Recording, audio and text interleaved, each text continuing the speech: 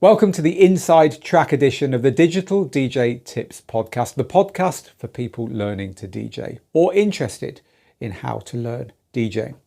This is a special edition of Inside Track because we're going to completely concentrate on a whole long list that we've been assembling over the last few months of excuses that our students here at the school give us when they're learning to DJ. These are the times they're getting in their own way. These are the things people tell themselves in all sincerity, which are stopping them moving forward in this fantastic hobby, or even if they want to do this as a career.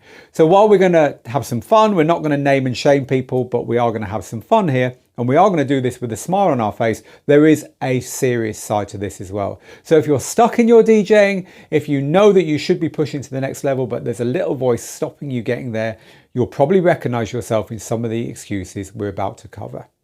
As ever, this is a student-funded podcast. There's no advertisers, no sponsorships, and nothing going on that you don't know about funding this. So if you enjoy, all we ask is that you give us a 5-star rating or even a nice review on your podcast platform of choice. And if you really like what you see here, well then why not come and buy one of our courses? We are the world's leading DJ school after all. digitaldjtips.com to find out more. Right, let's get started.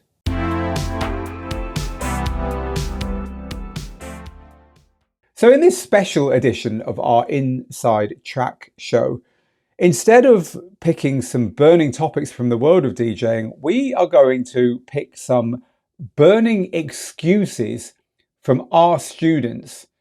Things that our students tell themselves or tell their friends or tell each other about why they're not moving to the next step in their DJing or their DJ producing.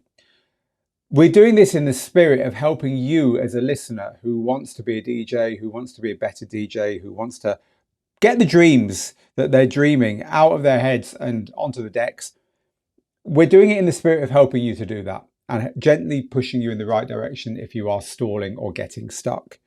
As a DJ school, we see this an awful lot, and I'm not going to start naming names of students because honestly, everything you're about to hear, we've heard dozens of times.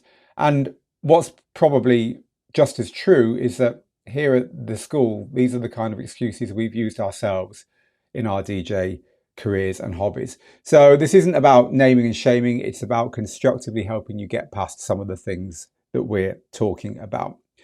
All right, so let's start. I've kind of divided these into a few areas so that we can group the excuses together. The first set of excuses then are the equipment excuses, the gear excuses.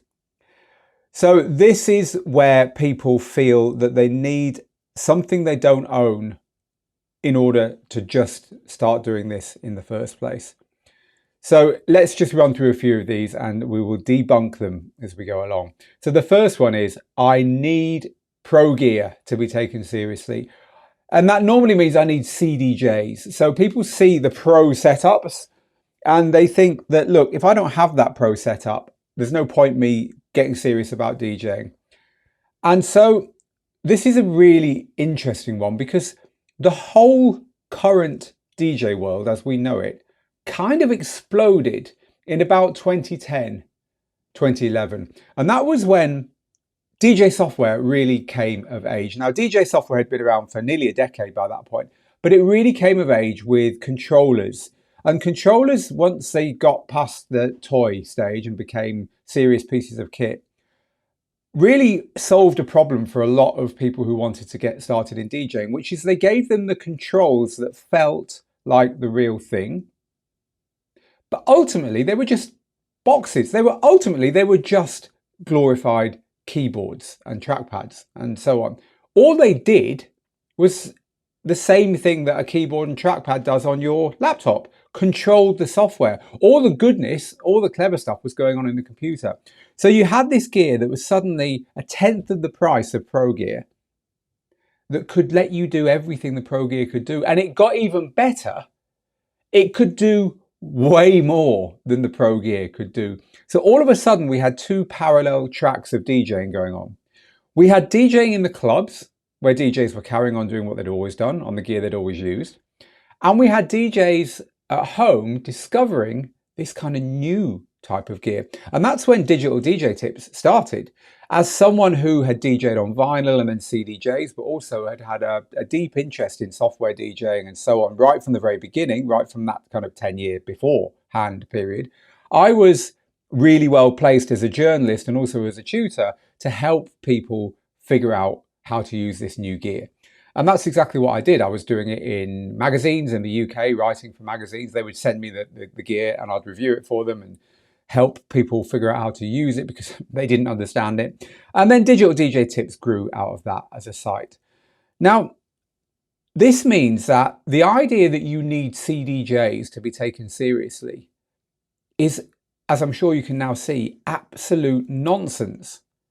Because you can still, to this day, do more on a reasonable laptop running modern DJ software with a decent DJ controller, which is going to cost you a far deal less than buying the stuff that you see in the clubs. You can still do more on that than you can do on in inverted commas, pro gear. So you do not need pro gear to be taken seriously. Now, it is true that as a DJ, it definitely makes sense if you're curious and ambitious to figure out how to DJ, not only on pro gear, but on any gear. Because ultimately, if you can walk up to equipment, figure out where the two music sources are, how to mix them together, how to control the speakers, and how to control what you hear in your headphones, the four things that any DJ system has to have, if you can figure that out, you can play anywhere. And surely any DJ who's serious is going to want to be able to play anywhere on any gear in any situation, right? So it's not a case of you need to use pro gear to be taken seriously, but given the chance, you ought to figure out how pro gear works because all pro DJs can use it, right?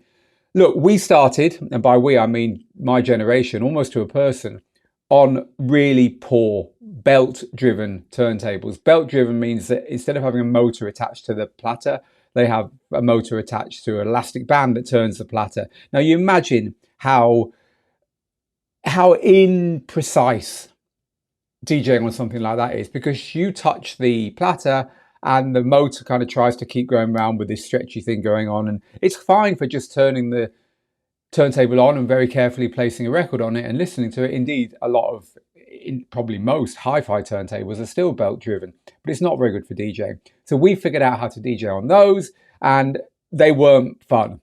They actually made DJing a lot harder, and when we finally got to play on real decks, it was suddenly easy. That didn't stop us, and the gear that you got access to shouldn't stop you. Frankly, you can do more on your phone with a DJ app than you could on turntables and a mixer by far. So there's nothing to stop you DJing on anything that you can find. But just stay curious, stay open, and over time try and figure out as many different types of DJing on as many different types of system as you can. So there's one excuse debunked. You do not need to play on pro gear to be taken seriously. It's what comes out of the speakers that matters. Speaking of speakers, my speakers aren't good enough. This is one we hear a lot. Now look, there's one reason why this could be valid and every other reason doesn't matter.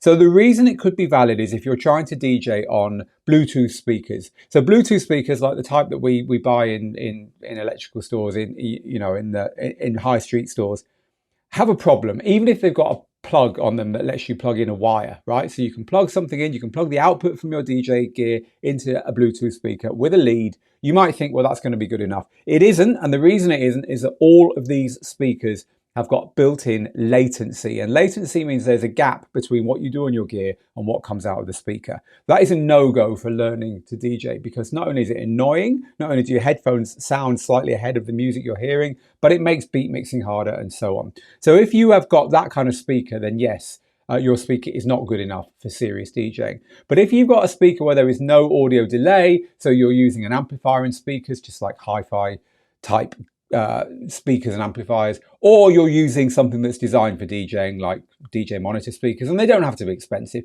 or indeed if you're using analog wired computer speakers, which I believe are still a thing, then in all these circumstances, as long as there isn't a gap between what you do on your gear and what you hear, your speakers are probably good enough. Set them up very close to your head, and so that means they don't have to be massively loud in order to give you enough volume to learn DJing, and they're going to be fine for learning on. You're not mixing at Fabric and Insert Club in your city if you're not in London. You're not mixing at one of those big clubs. And also, you can actually DJ in headphones. It's perfectly possible to DJ in headphones. It's actually a very good skill to learn, because if you can learn to mix in headphones only, you can practice at home when everyone else is in bed, which is a good thing to be able to do. But also, if the clubs that you play at don't have very good speakers in their DJ booths, well, that doesn't bother you. You can just do the whole thing in your headphones. So that is another reason why you ought to not let whatever monitoring solution, and we call it monitoring when you're listening to your DJing in speakers, whatever monitoring solution you have shouldn't stop you. Just try and avoid those speakers where there is a delay when you plug your gear in. So I need to save up to buy Pioneer DJ gear in order to be taken seriously as a DJ. This kind of is related to the first one, but there's something about the dominant brand Pioneer that makes people think that they need that gear. So we'll cover this one off very quickly. Look, every minute you're saving up to buy something. In fact, let's replace Pioneer gear with any gear, right? So this excuse becomes more universal then. We hear it a lot. People who are just getting into DJing will read reviews and will read previews and read about DJ shows and places where gear is announced but not available yet. And you know, we cover that stuff too here at the website. And they'll think, oh yeah, that sounds like the gear for me. I'll buy that when it comes out and then I'll start DJing because it has insert feature here that they heard about. And the truth is, DJ gear hasn't really changed over the years very much at all. Now, if you look at it going back far enough and add all the changes up, then they are indeed massive. But the changes year on year aren't very much. And ultimately, if you have got the four things that we talked about, two music sources, a way of mixing between them, speakers and headphones, you can DJ on anything. So saving up to buy the next thing that you think you need in order to DJ is every minute that you're saving money is a minute you're not mixing. Start on what you can get, because there's no tool in forthcoming DJ gear that is going to make DJing easier for you or make you a DJ that is not possible to do on today's DJ gear. So don't wait for the next thing around the corner. And this also crosses over into the, I don't want to spend money now, there's surely going to be a new model. Well, yes, there surely is, but you're going to keep anything you buy, hopefully, for 5, 6, 7 years anyway, whether it's brand new today or whether it's a year old today. So who cares? And then finally, in the equipment excuses, and this is for controller DJs, my laptop is too slow. I've got a poor laptop, so I can't do this. Well, look, there's two things here. If you're actually using the kind of gear where you don't plug your laptop in, and that is another kind of gear that's come through recently, we call it standalone. This is the DJ gear where you traditionally plug a USB drive in, right? So you prepare your music on your laptop, but you then put it onto a USB drive, which you plug into the gear, a pen drive. If you're using that, then honestly, any old laptop will do, because it might take a bit longer to do stuff, but you're not DJing while you're using it. You're DJing on a different piece of gear, right? So don't worry about that. If you're using your laptop for performing on, then the truth is, unless you're using the most modern features, and the big one is stems being where you can press a button and in real time separate the vocal from the drums, from the bass line, from the melody. It's brilliant, but look, it didn't exist 2 or 3 years ago, right? Unless you're trying to use that particular feature, most modern-ish laptops can run most modern DJ software just fine. And if it does glitch a little bit, there's always a little slider that just makes it a little bit easier on your computer at the expense of a tiny bit of performance. But it really isn't going to be something you notice. And so you can find that little slider. It's called the buffer or the latency slider. You can move it a notch or two. And most times that's going to make your laptop work just fine. So don't worry about your laptop.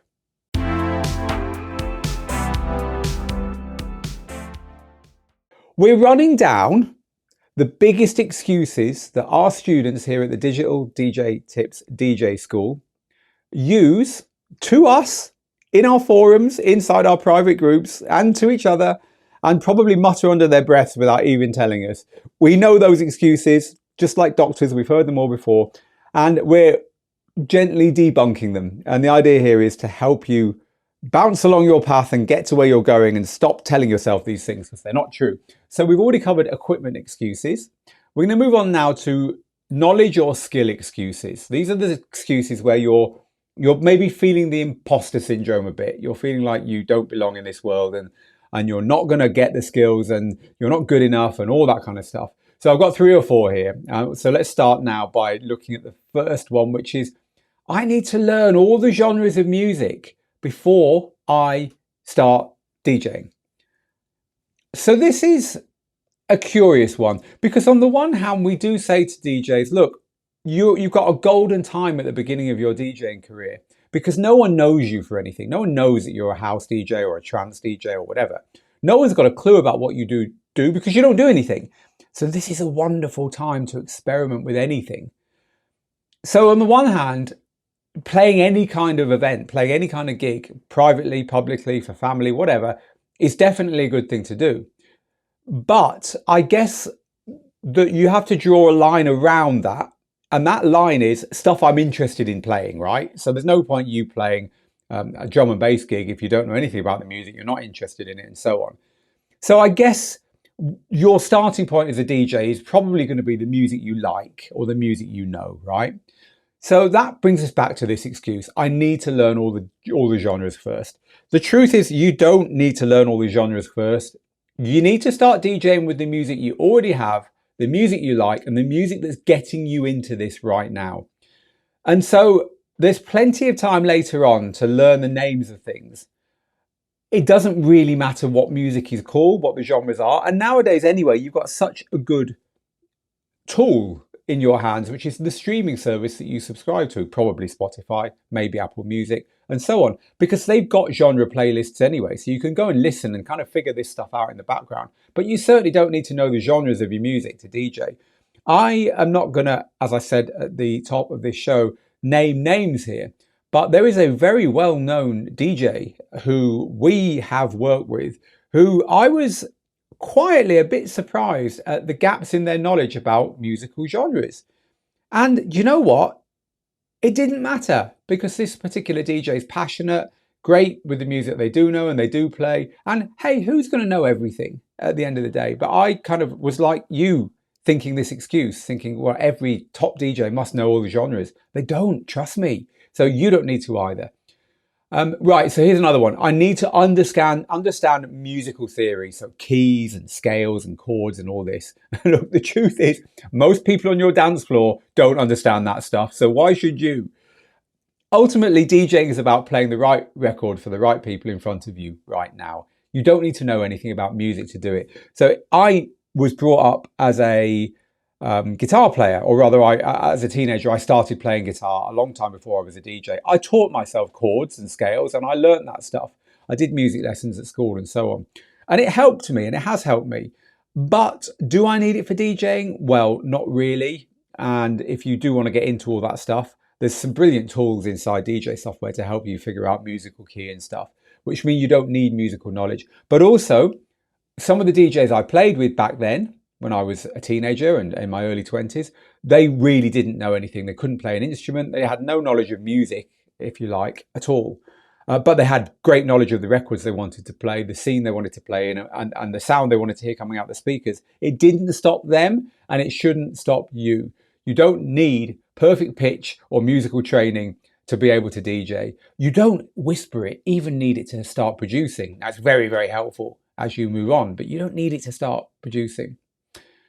So another big skill, of course, that people think they need to DJ is beat matching, beat mixing. And this one normally comes out with, I've tried manual beat mixing, it's really hard and I can't do it. So until I crack that, I don't want to go any further. Look, even 5 to 10 years ago, we would have taught this slightly differently. We would have said, you must learn manual beat mixing. And you must be good at it, because you can't trust the algorithms. You can't trust the buttons on the DJ gear to do it right. Nowadays, more than ever, you can. And also, sync exists to make DJing easier. It doesn't make you a good DJ, but it doesn't mean you're a bad DJ if you use it either. Sync is just there to do something which is quite boring, which is get the tracks in sync manually. There is no musical ability in that. There is no dance floor reading in that. There's no creativity in that. It's just a manual job. And so the DJs that tell you you need to know how to do that, are the ones who had to learn how to do that for themselves because there was no easy way of doing it. Now there is an easier way of doing it.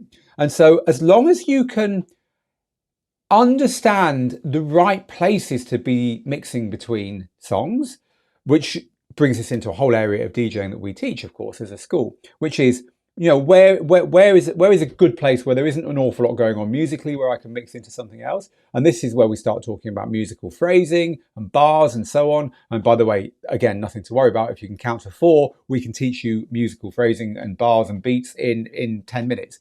As long as you understand that, then let the buttons on the gear do the actual lining up of those beats for you.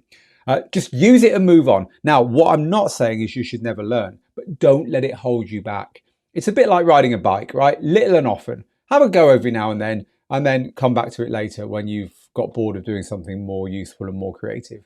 Keep trying it. In the end, you'll get there. And so our final knowledge and skill excuse is, I'm going to give you this version of it. I need to learn to scratch before I can go and DJ in public. But it could be I need to learn to use all the effects properly, or I need to learn to do the kind of transitions that you guys teach in your advanced training. In other words, I need to learn to do this very complicated thing before I ever dare go and do anything in public. 90% of DJs never scratch in their lives. Most DJs use the same 4 or 5 transition tricks for every transition they ever do. And I'm being generous there. The point is, if you can get the volume right, so it doesn't go up and down a lot, if you can cleanly get from one track to the next, and far more important than any of that, if you can choose the right track to play next, then you're good enough to play in public. And here is the kicker. You don't learn that behind closed doors. You don't learn what track to play next by doing it when there's no one there for you to test those ideas on. All of your DJing skills that matter are learned in public. DJing is a team game. It's you and your audience. Now, your audience might be your husband or your wife or your kids or your family or your friends or 10 people in the pub who are only half listening and upwards from there. But you need those people there in order to get anywhere in DJing. So you do not need to do anything other than cut out the gaps, turn up with some music and have an idea what you want to do. Everything else will come as you learn in public. You have to trust me on that one, which is why in our training we say get a gig. The first thing we tell our students is get yourself something in your calendar, get yourself something in your diary in the future, but not too far in the future, that you tell people about where you will be playing in public. It is the one thing that focuses you more than anything else. So many people live here with us today are chipping in the comments about all this stuff. Thank you very much, everyone who's doing this. I think, says Tim, agreeing with me, that the biggest asset is knowing song structure and phrasing. Yes, exactly. Diane is giving a big thumbs up for this idea about playing the music you love. Diane says, I decided to learn DJing precisely because I wanted to play the music I grew up on, 1970s music. And I wanted to play the whole song. None of this quick mixing stuff for me. That's absolutely fine. John says, that's my problem right there. I feel like I don't know any modern music. You don't need to, John, if it's not what makes you happy. Find the other people who aren't interested in modern music and play to them. There's nothing wrong with basing your music on a scene that you love. There have been whole scenes built around that, by the way. So don't let that hold you back. Really don't.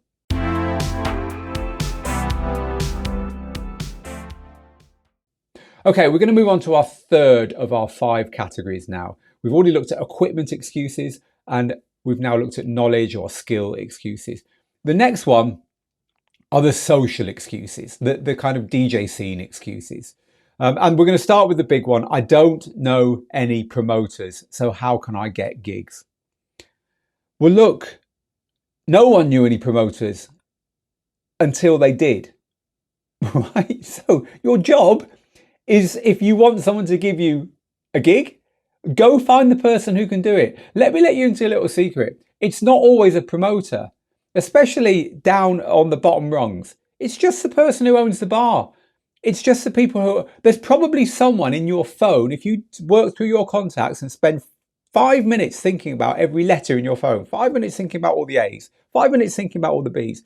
I bet there's people in there where you could somehow get them to tell you about someone they know, or even to offer you a DJ gig if you tried, if you pitched them the right thing. I bet there are. And I'm not talking about, you having a phone like Mark Ronson full of full of everyone who's everyone in the music industry. I'm just talking about your family and your friends, the people who work in the HR departments who need a DJ for the summer ball, the people who are the teachers at your kid's school who could give you something there at the end of term or whatever. You know, it's completely crazy to think that someone that you know already can't give you a DJ gig, right? And then the thing with DJing is gigs lead to gigs. Playing in public leads to playing in public. And that's why people get so frustrated when they say, people are getting bookings in my town because they know everyone. Well, they know everyone because they got a foot in the door. And they got a foot in the door by playing out somewhere, anywhere. Your job is to get yourself one DJ gig anywhere. And I promise you, something will come from that. It will. You've got to trust me on that. So not knowing any promoters, well, what? You've got no right to know any promoters. You're not even out there DJing yet. Get out there and DJing. The rest will follow. The scene is already too saturated. Guess what? Scenes have always been saturated since the beginning of time. This is just another variation on the same thing. Of course it's saturated. Every gig has got a DJ playing it and 10 more who wish they could. There's always room for someone else, as long as you've got an idea and you're good. No, it won't be easy, but there's always room for new DJs.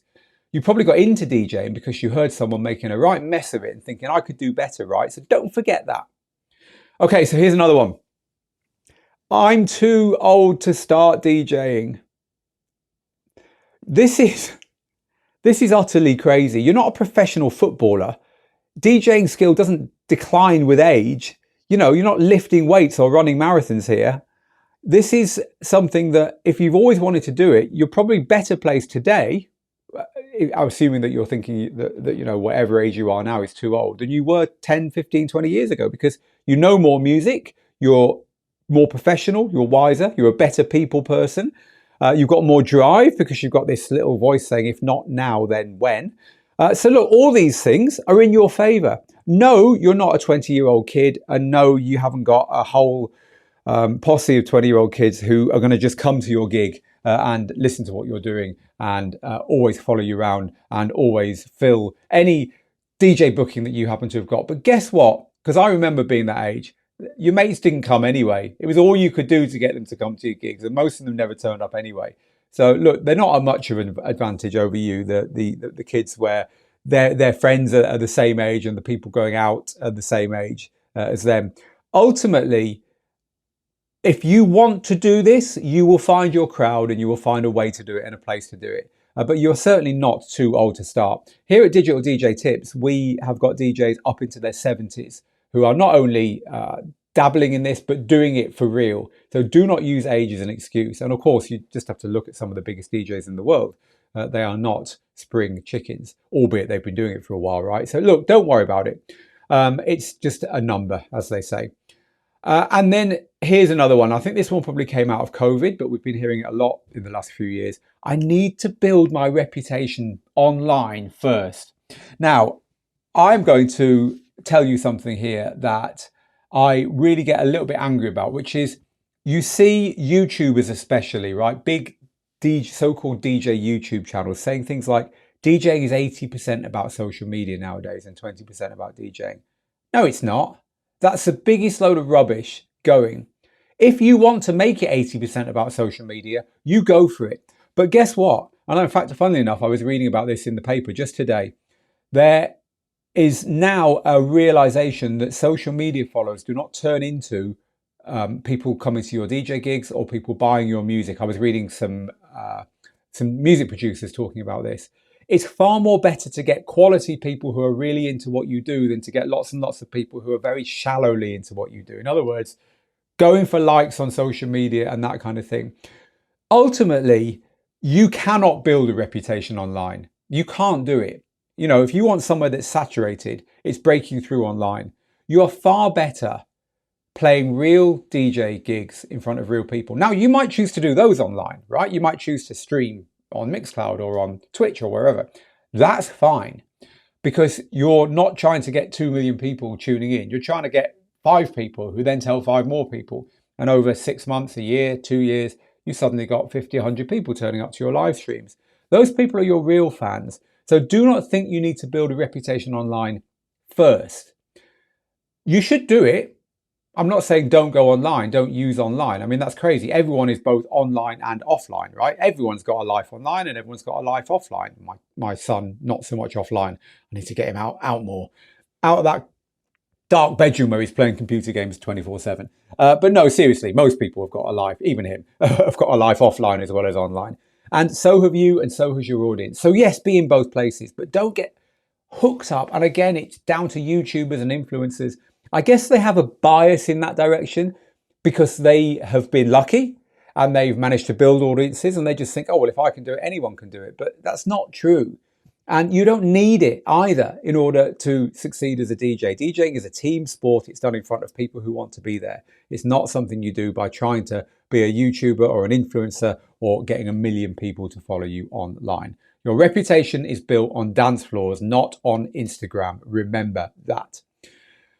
So we are counting through all the excuses that we hear from people here at Digital DJ Tips among our students about their DJing, all the excuses they use that are holding them back. It's that chatter in your head that's not doing you any good.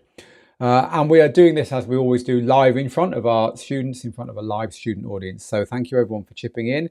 Reddies says, I just started DJing age 60 and I've already played gigs in front of my family. So there you go. There's an example. And then Mixmaster G says, family is usually your harshest audience. If you can smash that, then you can play most gigs. Yeah, it's brilliant. There you go. You know, playing in front of your family is definitely something that will, they're not going to hold back, are they? So thank you for those comments there. Stefan says, I'm 62 and I've just started to learn on a small controller. And I think I'll get the possibility in the near future to start DJing out. And from then, it's all up to me. It definitely is. Diane, I was in my 50s when I started. This is brilliant. Look, I'm not going to go any further. So many students here chipping in to say age. It's but a number. Right, so we've covered equipment excuses. We've covered knowledge and skill excuses and social scene excuses, if you like. I want to move on to preparation excuses now. So this is stuff that people think is almost housekeeping. Now, here we go. Here is the big reason for these kinds of excuses. There's a difference between doing the stuff that matters and doing the stuff that makes you feel good because you're busy. If you've ever found yourself getting home from a day at work and thinking, I was busy all day, what have I actually done? And you can't think of anything, you'll know exactly what I mean, right? You're looking around for the little things that don't take any effort, but that take time. And you do them all. And you've been busy all day. And maybe your desk's a bit tidier and your email inbox is a bit emptier. But you haven't actually achieved any of the big things on your list, right? That's the kind of excuses we're going to talk about here. This is often to do with software. And this is because DJ software can make life really easy for us, but it can also give us tasks that seem important, but that aren't. So the two big ones we hear are, I need to organize my library properly. And if I haven't done that, then there's no point. Now, the problem here is a lot of people come to DJing with a huge music library because they're music fans.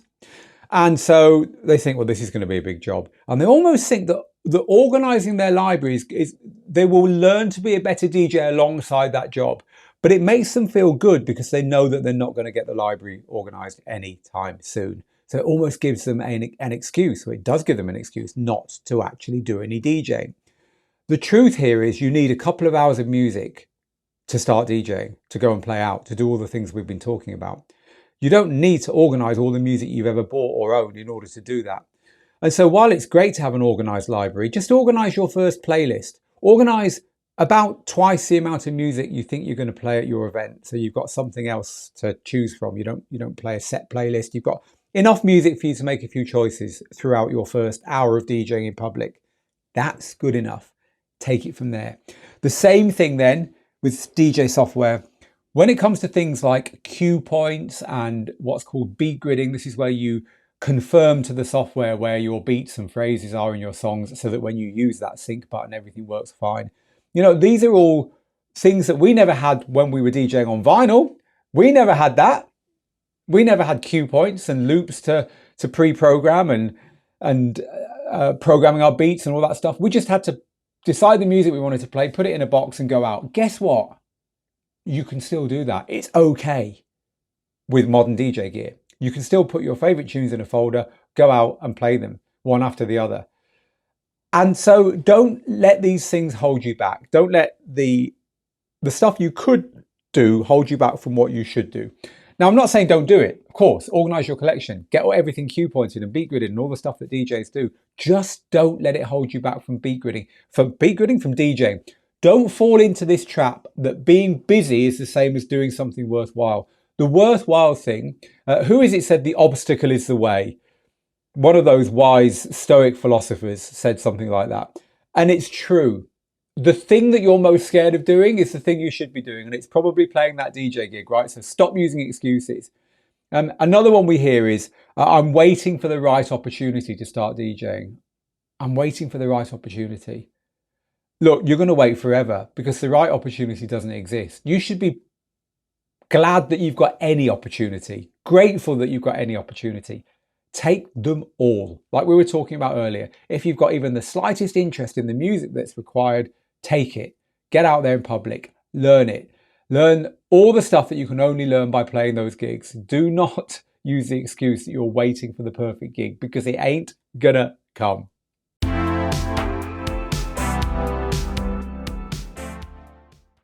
And so now I'm going to move on, and I've deliberately left these to the end because this is where I feel the most like I really, really, really want to help people. And this is the fear excuses, because these are real. I mean, these really are real. These are the ones you wake up at night worrying about. I still do. And the funny thing here is I haven't DJed professionally for many, many years now, ever since becoming a teacher. 10, 15 years ago, I stopped DJing professionally in order to become a full-time teacher of this. And so if I'm still worrying about this 10 or 15 years on, then trust me, I know how bad these things are. I have been sick in the bins behind a venue because I've been so nervous about playing at that venue. I have been so worried about how I'm performing that if anyone, literally anyone, had come up to me at certain points in my DJing career and said, "What are you doing? You don't deserve to be a DJ. This is rubbish. You're no good." I honestly felt that at those moments I'd have walked away and never done it again. Now, I'm not talking about at the beginning of my DJing career. I'm talking about when I was being booked to play at some of the biggest clubs in the world and when I'd already bought my house in cash with money I'd made DJing. So I was no beginner, and yet I know the fear that you can feel. And I think a lot of the time it comes from the fact that no one understands, who isn't a DJ, that you are a performer. It's why in the 5 areas of DJing that we teach here at Digital DJ Tips, we have one specially for this. Our 5 areas are gear, the geeky stuff, music, mixing, what you do with the music and the gear, performing, and then success. Performing has its own step. And the reason is that you understand nerves when you're a singer or you're walking on stage to perform as an actor, or even public speaking. But for some reason, DJs are not expected to get nervous. They're just expected to get up and do it. And so just like the person on a game show on TV, right, who forgets the name of the president of the USA, right, under the spotlight in front of the audience, and everyone's screaming at the TV, "What's wrong with you?" But that person knew the answer to that question. It's just you freeze in public, right? So I know about fear. And so some of these are just so close to my heart that I just spend a lot of time coaching DJs through these. So let's get through them. What if nobody dances? This is something that DJ Harvey twisted around. DJ Harvey's a great DJ. He flipped it totally around. He said, if you don't clear the dance floor at least once in any DJ set, you are playing too safe.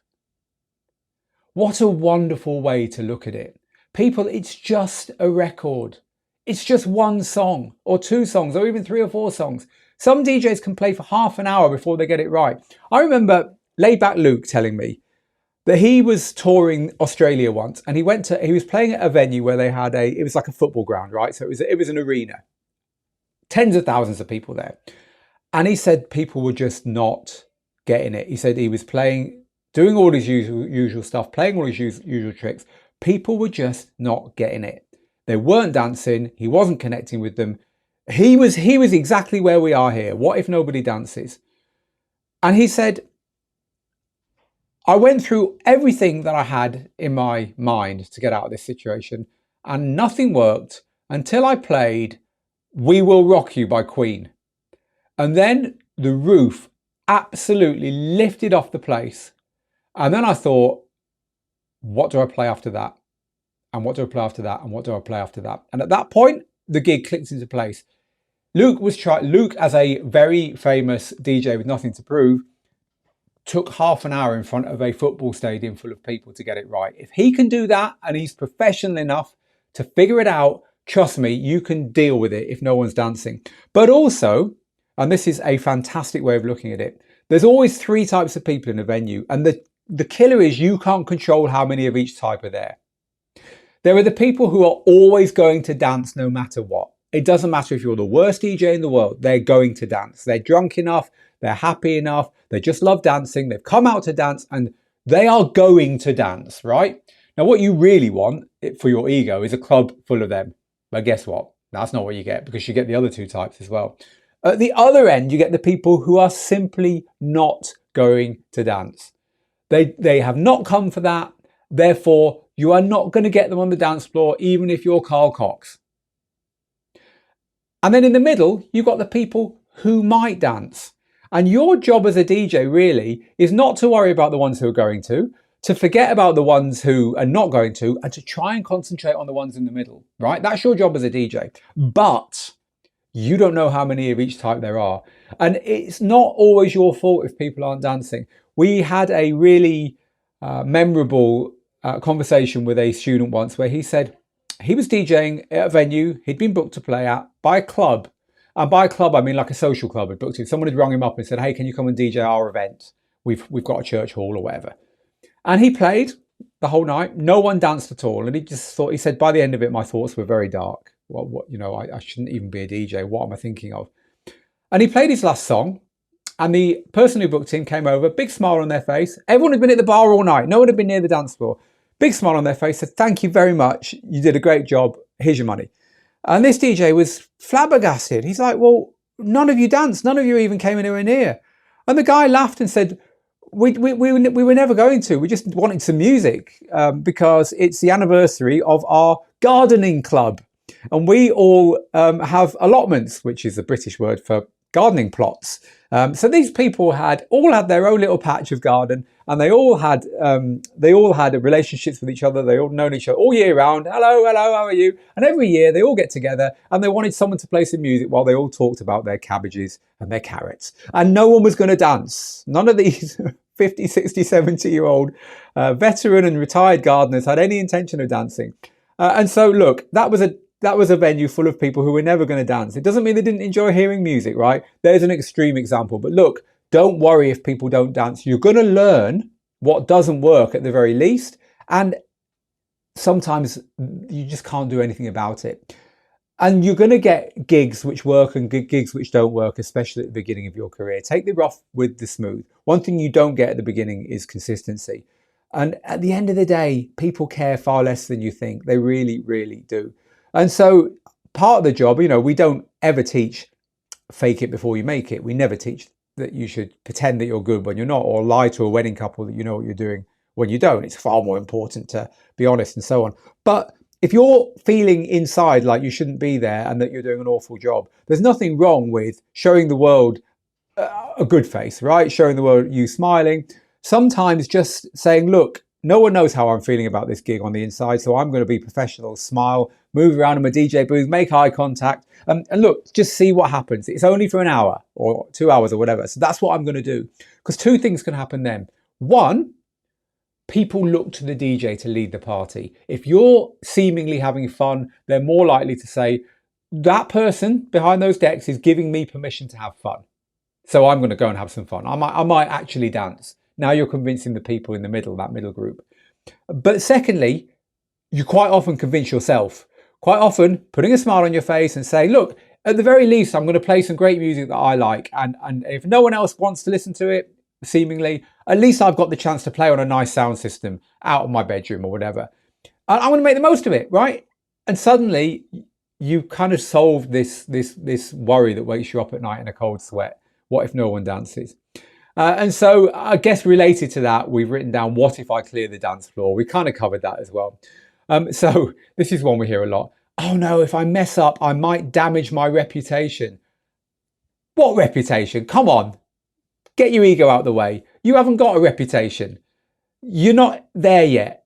You're just learning this game. You're allowed to mess up over and over and over and over again. And you might not even might not even mess up, only in your own head, right? Don't worry about that. People will judge my track selection, especially other DJs. This is a terrible one. People are there to have a good time, not to critique your music. Most people know less about music than you. That's why you're the DJ. But also, other DJs are never going to give you a smile and a great music collection. I'm loving what you're playing. Very few DJs will do that, sadly, because they want your job. They want to be the one DJing. You're not playing to them, you're playing to the crowd. One of the big mistakes DJs make is try and impress other DJs in the room. That is not your job. Your job is to play to the people who've either paid you or who've paid to be there, or who've come because they want to be at the event, right? So look, your track selection, you thought about it ahead of time. You've put enough work into that track selection. It's not about thinking, it's about playing and doing, right? At the gig, you've done the thinking already. And if it doesn't go quite right, there's always next time. And so your job isn't to be perfect or to worry about these things on the night. And the other one, this is my biggest waking up in a cold sweat, even after all these years in the middle of the night, is you let the track that's currently playing stop. So the whole place goes silent and you look a bit silly. So here is the best way of dealing with that. Own it. Look up. The whole place has gone quiet. Look up, smile at everyone, and then press that play button with a big swipe of your hand, and then look down as if you'd meant to do it all along. Some of the best DJs use silence in their DJ sets. And so just because you accidentally let a record play out, don't worry about it. Even if you were in the bathroom, look, again, most people are not paying the attention you think they are. People have got their own stuff going on. They're not there to critique you. They've had a hard week. They're worried about whether their ex-girlfriend or boyfriend's going to turn up tonight with the group of mates that they know are coming. They are in a mood with someone or something that happened at work today. They've come to shake out and to get in a good mood and to start their weekend off right or whatever. They haven't come to critique you.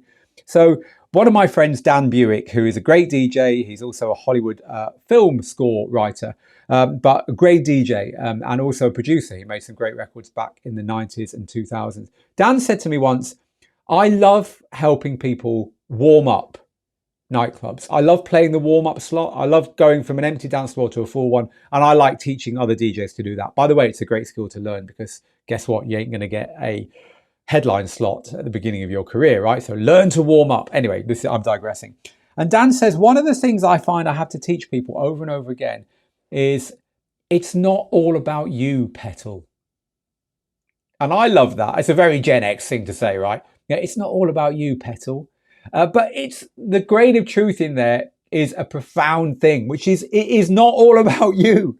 It's about something bigger. It's about everyone getting together and having a good time. It's about social connections between people. It's about hearing music that you didn't make. So why are you getting so worried about playing it? Just play it.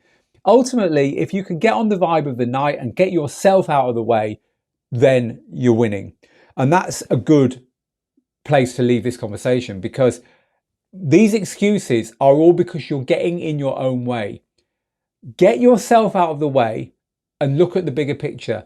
The obstacle, as we said earlier, is the way. Go for the hard thing. Go for the thing that you're scared of. Go through the thing that's waking you up at night and do it anyway, because this is the way you're going to move forward in your DJing. You are good enough. You don't learn by not doing it, and you're going to do it in 1,000 steps, of which probably half of them are not going to be perfect steps forward. So just get on with it.